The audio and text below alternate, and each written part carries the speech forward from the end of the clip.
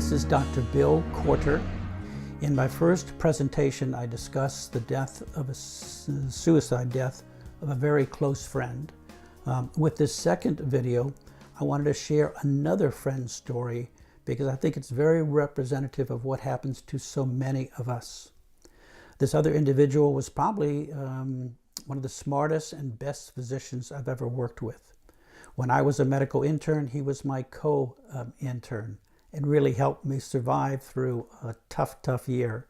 But what he did is when he finished his medical internship, he did an OBGYN fellowship. Then he went in and did an infertility fellowship. That's a lot of years of training. Then he went into a private practice, a very successful private practice, working solo 24/7 on 7 days a week. And he did a 30-year career. And we were close friends through most of those years. We drifted apart at different stages, but he called me close to his retirement.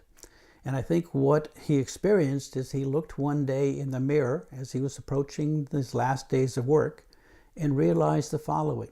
He had gained 25 to 35 pounds. He was now hypertensive. He was now diabetic.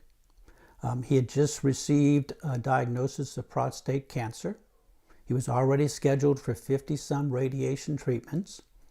In addition, he was diagnosed with a bulging disc, knowing that after his radiation treatment, he then had to have some spinal surgery to correct that ailment.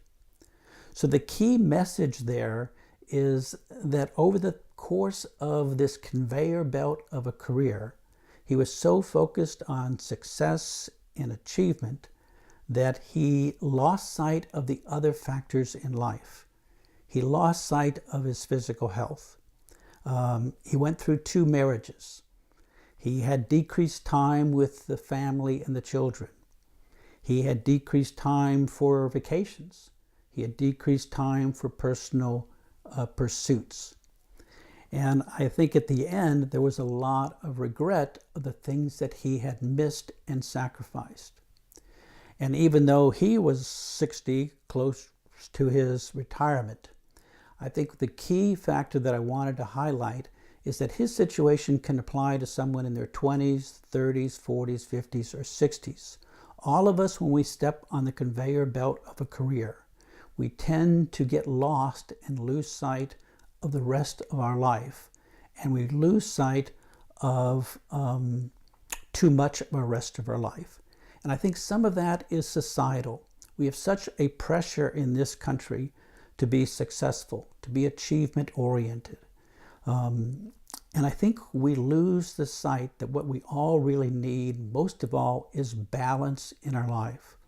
A balance between work, career, family, friends, health, hobbies, other pursuits.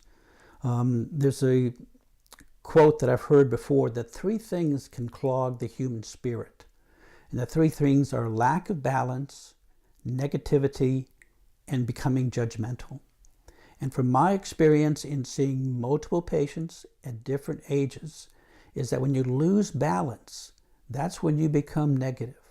When you lose balance, that's when you become judgmental. And so the hope I have in working directly with you is to try to get you to redesign your life to the point where you regain balance, regain perspective, that you focus on the things that matter most, not focus on the things that matter least. So my hope in working together is that we can avoid that situation where at the end of your career, you're not 20 to 30 pounds heavier. You don't have hypertension. You don't have those chronic illnesses. You've not gone through several marriages. You've not lost the closeness with your children. You haven't had friends that have disappeared out of your life. You've kept all of that intact because that is the real value of life. So that will be what I hope to address in future presentations.